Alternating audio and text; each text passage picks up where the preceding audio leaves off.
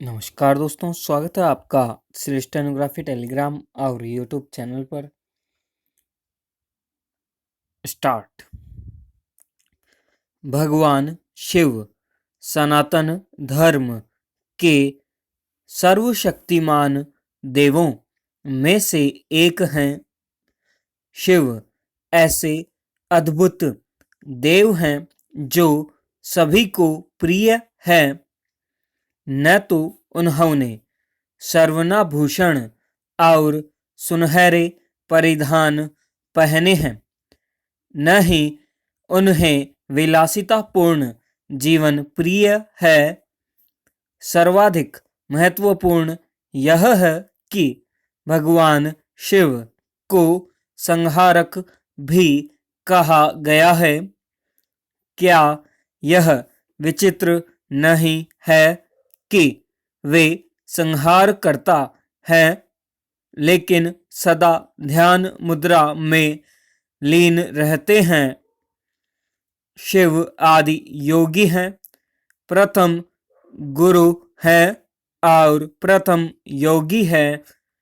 बहुत कम अवसर होते हैं जब शिव क्रोध करते हैं, परंतु जब उन्हें क्रोध आता है तो वे विनाश कर देते हैं।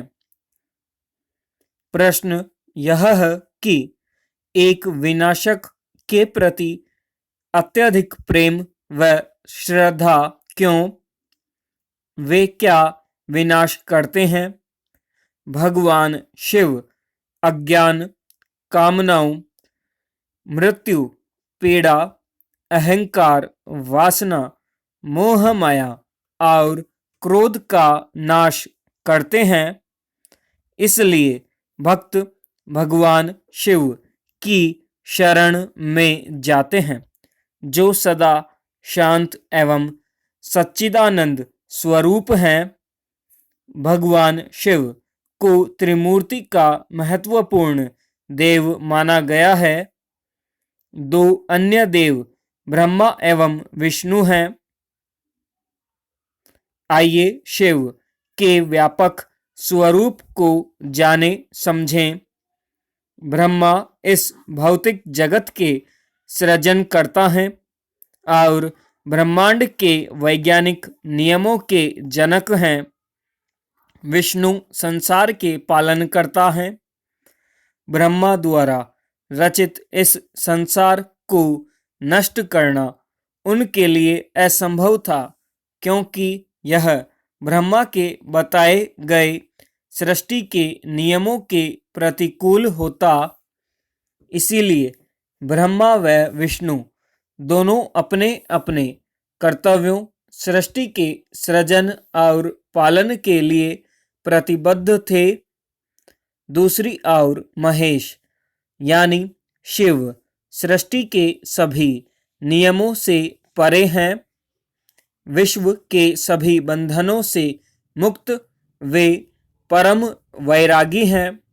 इसलिए संहार करने की शक्ति शिव में निहित है।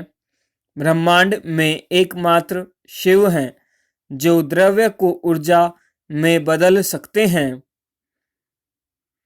अल्बर्ट आइंस्टीन के वैज्ञानिक सूत्र का अभिप्राय भी यही है कि द्रव्य को ऊर्जा में परिवर्तित किया जा सकता है, लेकिन उसे नष्ट नहीं किया जा सकता।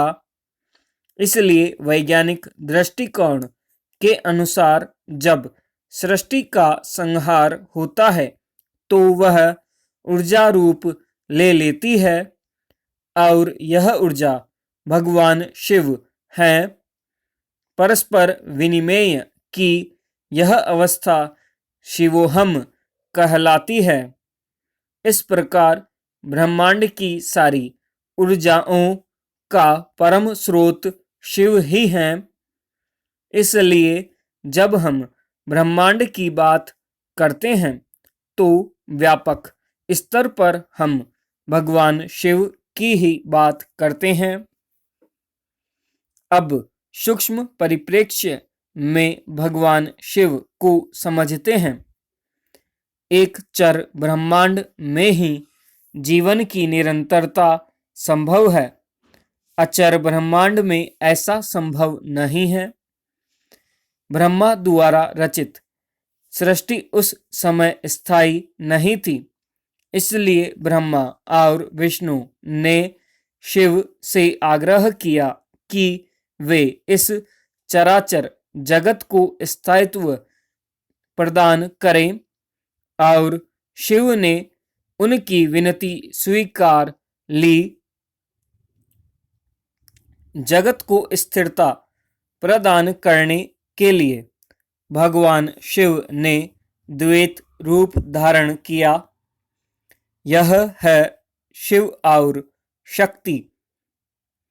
यह भगवान शिव की तरंग कर्ण द्वैत प्रकृति है, जो भौतिक यथार्थ में विद्यमान है।